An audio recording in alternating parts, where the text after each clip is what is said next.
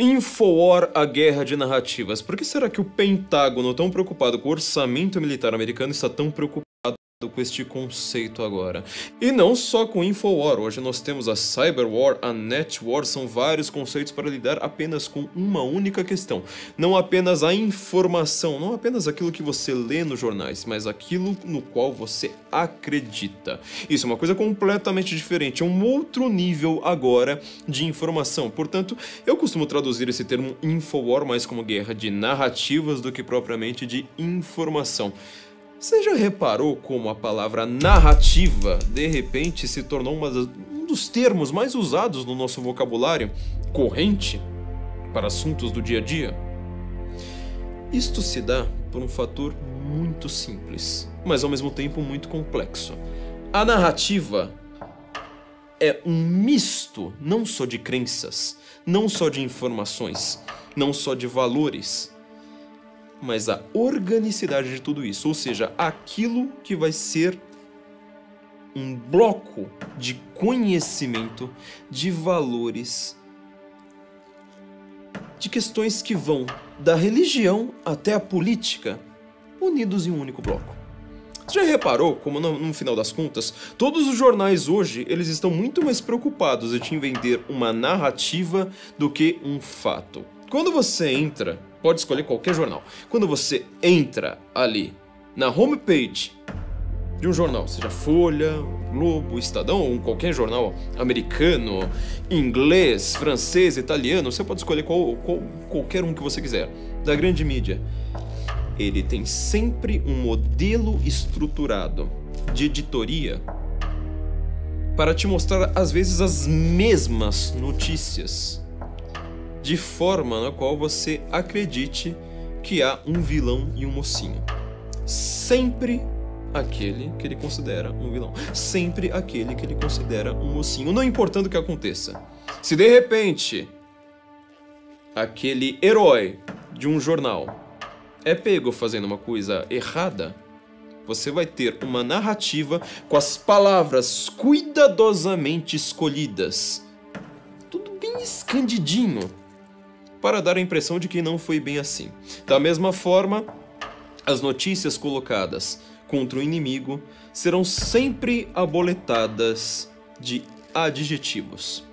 Entenda agora uma questão ainda mais fundamental para o mundo de hoje. Certos adjetivos colocados na mídia, pense na mídia brasileira agora especificamente, são colocados quase como um sinônimo de algo terrível. Ou seja, pegue um termo como, por exemplo, investigado. Se você for ver pelo direito, qualquer parte do direito pode investigar outra, pode colocar uma investigação em cima de outra pessoa, como réu num processo. Se você quiser, eu te processo agora, imediatamente. Você se torna imediatamente réu em um processo. Vai ver que eu estou te acusando de um crime gravíssimo. Réu por corrupção, réu por assassinato, réu por genocídio. Eu consigo simplesmente fazer isso. E como a gente sabe, a nossa justiça é bastante lenta, ou seja, este réu vai ficar nas suas costas por anos e anos e anos e anos. Você acha que algum jornal não vai estar bastante preocupado, de uma maneira bem espertinha, em sempre que citar o seu nome, se ele não for com a sua cara, como réu, investigado, aquele sobre o qual você sempre tem alguma dúvida? Será que esta pessoa é honesta mesmo? Afinal, ela é ré, afinal, ela está sendo investigada. Nunca você vai ver um jornal dizendo que um jornalista do seu próprio staff, da sua própria equipe, é um réu. Afinal, jornalistas também costumam ser bastante processados. Mas você repara que se você usa esse termo, investigado, processado, réu, isso nunca poderia ser dito para um próprio jornalista. Sempre uma notícia deles próprios vai ser perseguido. Olha só, atos antidemocráticos. Sempre de uma maneira bastante sensacionalista. Você entendeu agora por que o Pentágono está tão preocupado com narrativas? Narrativas, na verdade, são uma questão de literatura, são uma questão de mitologia, são uma questão de religiões. E de repente, nessa era moderna, nesta era da informação de massa, do jornalismo ocupando 90% para mais do nosso tempo de lazer. As conversas que nós temos são sempre baseadas em notícias. Os jornalistas nunca foram tão poderosos. Os jornalistas hoje valem mais do que bispos. Talvez valham mais do que papas. Eles determinam a sua vida. Por que você acha que o Pentágono não estaria preocupado com isso? O Pentágono está bastante preocupado não apenas em soltar informações, mas nesta ordem das coisas que vão fazer com que você acredite em algo, mesmo que você não leia. Entende? Jornalistas também são bastante espertos, eles sabem que 99% para mais das pessoas que vão cruzar com uma manchete vão ficar na manchete. Quase ninguém clica para ler o que vai além da manchete. E a manchete vai estar simplesmente chocante. Olha só, advogado de tal pessoa também está defendendo um assassino. Que coisa absurda. Você entra na manchete e você vê que no final das contas está lá escrito: olha, chamados pela nossa reportagem, a grande verdade é que o advogado negou tudo. Mas você coloca aquilo como uma notícia de toda forma. Aquilo ali é chocante, nossa, meu Deus do céu. E repare que muito pelo contrário do que era dito nos anos 80, 90, aquela coisa que a gente aprendeu na escola, isso não é feito mais pelos jornais ditos sensacionalistas. Dava a impressão de que esses jornais sensacionalistas, lembra do Aqui Agora? Lembra daqueles jornais bem pinga-sangue, como eram ditos? Eles são muito menos sensacionalistas do que a grande mídia hoje. Justamente porque eles não disfarçam seu intento. Eles colocam adjetivos, colocam palavras pesadíssimas já de cara. Porque eles estão lidando com crimes, eles estão lidando com situações violentas. É muito diferente da situação da grande mídia hoje. Eles te fazem acreditar, eles determinam seu voto, eles determinam a sua ideologia, eles determinam hoje em dia os seus órgãos sexuais, simplesmente através de narrativas. Entenda mais um detalhe, bastante curioso e este muito mais perigoso. Você, mesmo que descubra a verdade, mesmo que descubra algumas pequenas verdades ali, em sua constante busca e pesquisa por alguma informação mais elevada do que a mera opinião que a gente pode ter com toda facilidade, aquela busca filosófica mesmo. Eu quero uma verdade, eu quero um conhecimento um pouco mais sólido, um pouco mais rígido, um pouco mais garantido do que a opinião das pessoas. Você, que acaba descobrindo isso, tende a enfrentar ainda mais na nossa sociedade o poder de quem está ao seu redor. Você, por acaso, vai dizer o que você tem para dizer, essas verdades, sozinho, sendo que todos os seus amigos discordam? Pense em vários termos que foram praticamente censurados em redes sociais recentemente. As redes sociais, elas eram consideradas o cúmulo da horizontalidade. Algumas pessoas até diziam a democratização final do conhecimento. Agora não teremos mais conhecimento simplesmente dado de maneira vertical, ou seja, pelos canais oficiais. Como você sabe, um canal oficial, ele exige muito dinheiro. Por conta disso, temos pouquíssimos canais oficiais, seja no Brasil, seja no mundo. Aqueles que mandam de fato são pouquíssimos canais dominados por pouquíssimas famílias.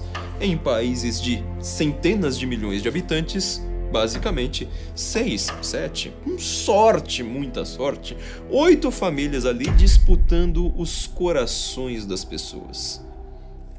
A internet era considerada a anarquia, a quebra desse sistema, a democratização da informação, do jornalismo e do conhecimento.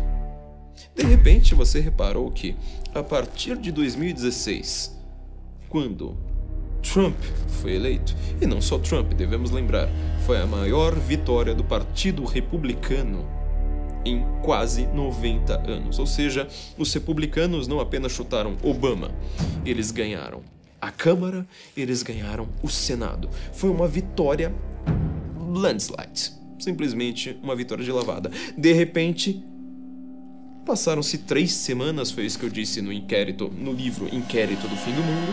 Eu estou explicando exatamente essa história ali com todos os links. Passaram-se 3 semanas com toda a mídia dizendo: olha, não sabemos o que aconteceu. Como isso pode ter acontecido? Pouco tempo depois, eles começaram a usar termos que até então nunca tinham sido usados. E hoje estão no epicentro do vocabulário que nós ficamos repetindo por aí. Foi tudo por conta de fake news. Na verdade, existia uma alt-right, e eles, através de grupos de 4chan, determinavam fake news e as pessoas acreditaram nisso. Olha, veja bem, nós precisamos agora controlar a internet. As fake news são um problema para a democracia. Como nós podemos controlar as fake news? Já sei. Vamos criar agências de fact-checking. Olha que termo curioso. A Rede Globo, por exemplo, nunca usa vocábulos em inglês. Ela é extremamente receosa disso. Ela quer ser a maior rede do Brasil. Ela nunca usou termos em inglês. Ela traduziu vários nomes, pense em Michel Schumacher, de uma maneira completamente esquisita, simplesmente para ser fácil para o povão conseguir reproduzir. E de repente, esta mesma Rede Globo está usando esses termos. Vamos usar o nosso fact-checking. Você acha que foi fácil para a Rede Globo fazer isso? No final das contas, o que ela estava dizendo era uma coisa muito clara. Precisamos controlar a internet. A narrativa, ou seja, não apenas uma notícia, mas a editoria de todas as notícias, sobretudo o sentimento que você teria, precisava ser determinado pela Rede Globo. Qualquer notícia contrária a este sentimento, a este direcionamento do seu espírito, era taxada como fake, era taxada como algo que foi checado por nossas agências de fact-checking. Era tratado um dos termos mais pesados já usados no jornalismo recentemente: desinformação.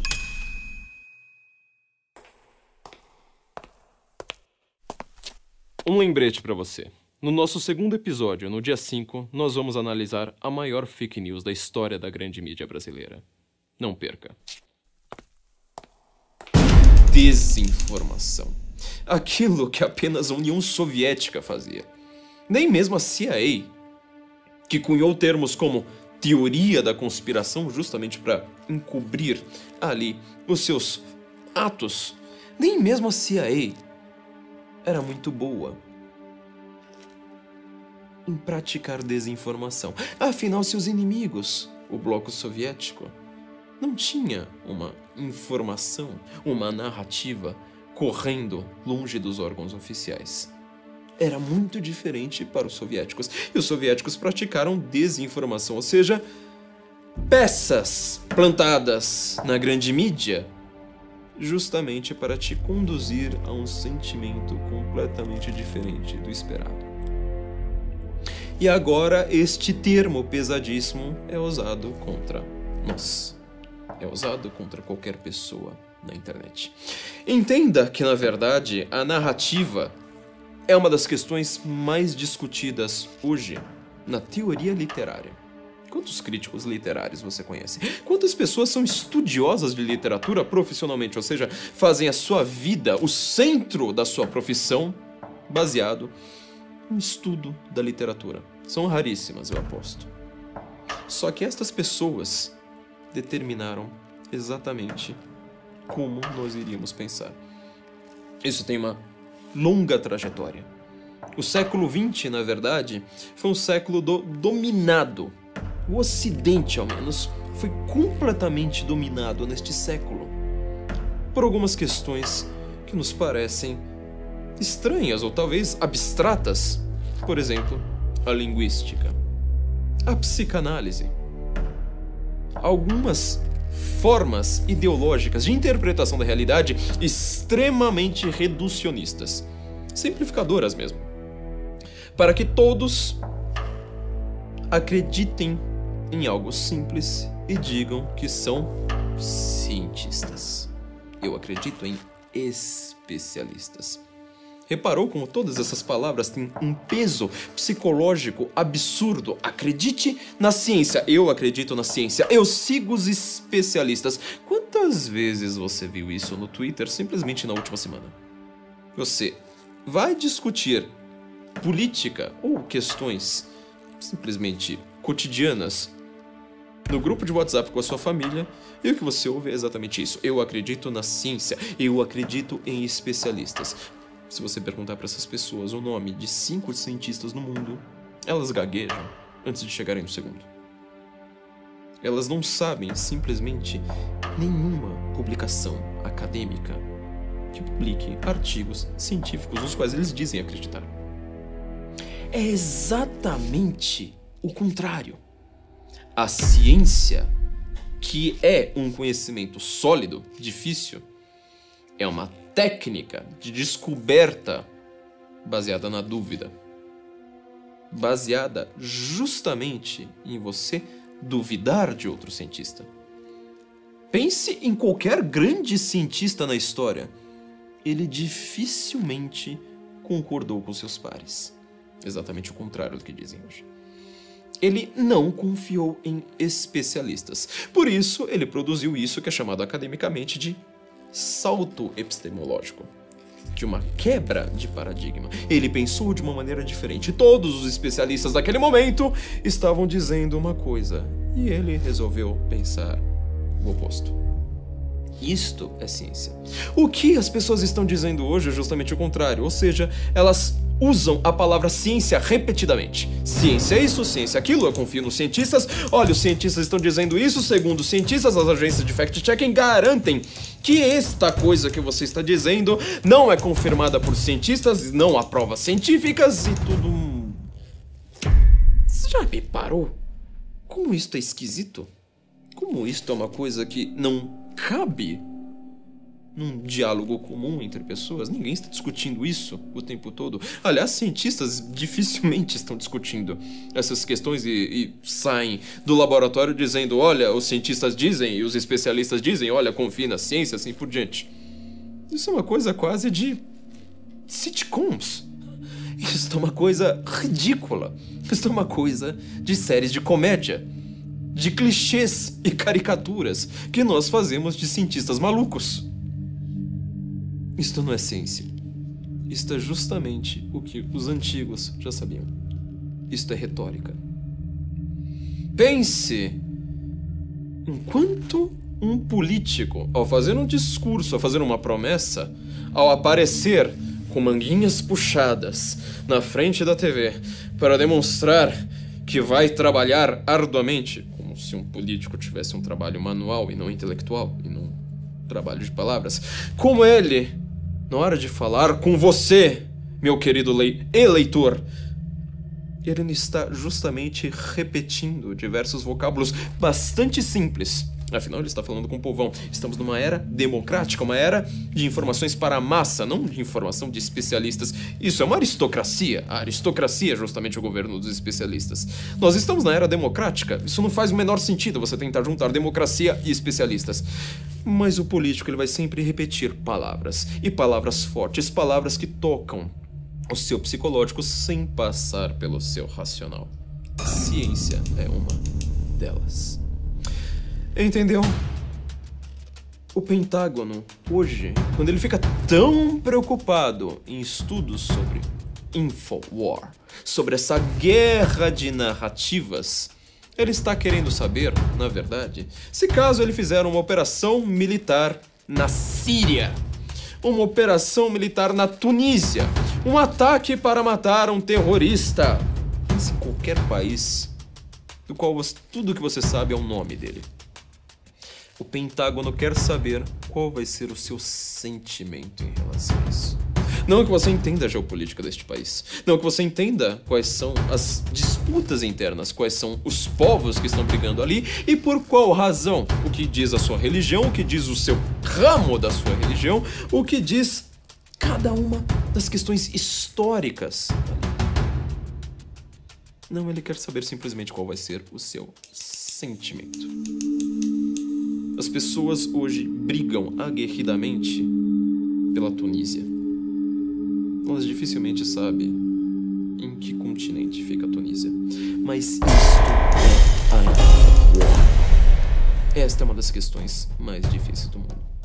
Entenda que, na verdade, isto que nós chamamos de guerra de narrativas é o que define religiões, é o que define, aliás, civilizações. Algumas pessoas hoje, é isso que nós chamamos de gnosticismo, elas acreditam que todo o nosso construto civilizacional é construído na prática por um mero conhecimento ali dado para alguns iluminados. Os gnósticos, ou seja, aqueles que detêm um conhecimento geralmente iniciático.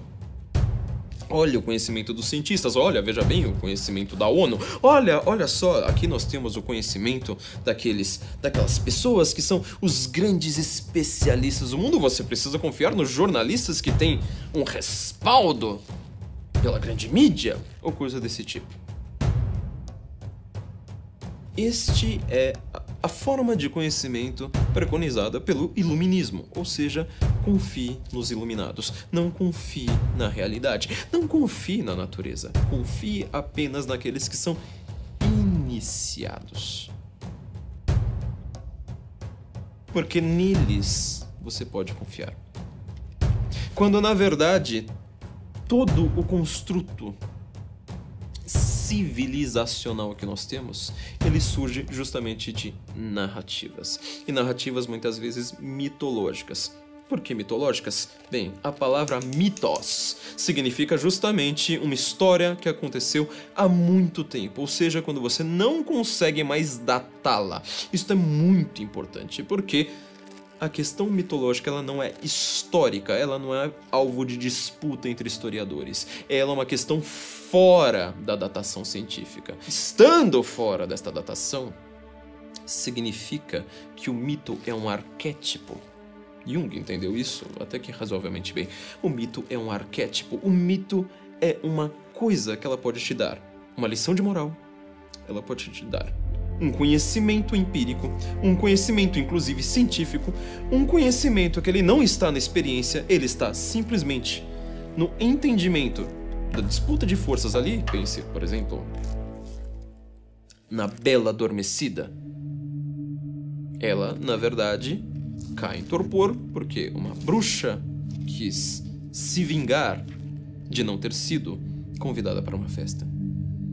E ela, então, na história original, é encontrada 100 anos depois por um príncipe de um lugar e é constantemente, digamos assim, ele faz amor com seu corpo e hoje diríamos de uma maneira bastante ideologizada, sem o seu consentimento. E quando ela acorda, ela tem justamente uma disputa ali em saber se ela vai reconhecer este príncipe, em saber se ela vai, como uma princesa, dizer que ela é que tem autonomia e, sobretudo, soberania, não só sobre o seu corpo, que é a forma ideológica da modernidade, mas sobre toda a sua linhagem dinástica, por ela representada ali, assim por diante. Quer dizer, é um conflito de forças. Um mito como este, ele não precisa ser real, ele não precisa ser histórico. Nós conseguimos entender a questão da soberania, a questão do estupro, a questão do crime, a questão da justiça, a questão do certo e errado, tudo de uma maneira clara. Ao menos quando nós não passamos pela ideologia moderna. Um mito, então, ele é uma narrativa que consegue te ensinar muitas coisas ao mesmo tempo. O Pentágono e toda essa disputa de narrativas hoje, ela envolve uma questão: saber no que você vai acreditar. Saber, sobretudo, qual é o modelo de pensamento que você vai ter. Hoje, as pessoas têm como modelo de heroísmo, como modelo de virtude, gritar na internet. Expor o Virtudssigning, ou seja, a ideia de que se você repetir o que está todo mundo repetindo, você é uma pessoa extremamente inteligente, científica, virtuosa, correta, progressista, ou seja, conforme os tempos modernos. Justamente dá a impressão que você até é crítico, talvez, mesmo que no final das contas você esteja acreditando no que todos estão acreditando. Basicamente, você troca um modelo científico-filosófico pelo pensamento acredite na Rede Globo. Siga exatamente o que a Rede Globo quer. Entendeu? A narrativa, portanto, ela fecha uma comunidade em um sistema de valores. Quem consegue narrar uma história, um conjunto de sentimentos, um conjunto de alinhamentos, um conjunto de comportamentos para uma comunidade, consegue dominá-la.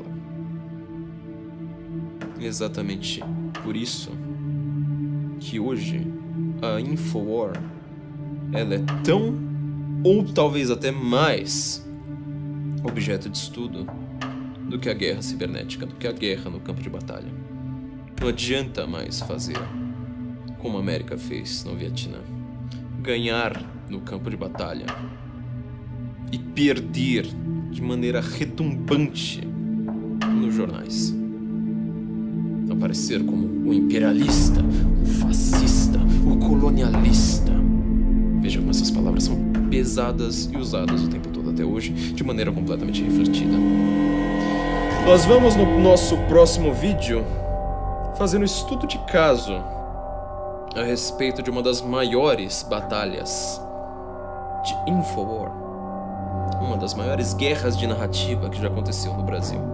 E nós vamos fazer um paralelo exatamente com os dias de hoje. Você vai entender neste próximo vídeo como todas as pessoas que você conhece estão sendo manipuladas por pequenas palavrinhas idiotas. E o tamanho, o tanto de caminho que elas se afastaram da verdade e como elas se tornam completamente fanáticas por isso. Agora eu só te faço um último recado antes da gente ir para o próximo vídeo. Passe esse vídeo agora, esse vídeo que você está vendo, para os seus amiguinhos, para o seu grupo de família, para o seu, sei lá, qualquer pessoa com quem você fique discutindo, não só política, mas questões do cotidiano. Simplesmente passe e fale, olha, eu gostei desse vídeo, assista.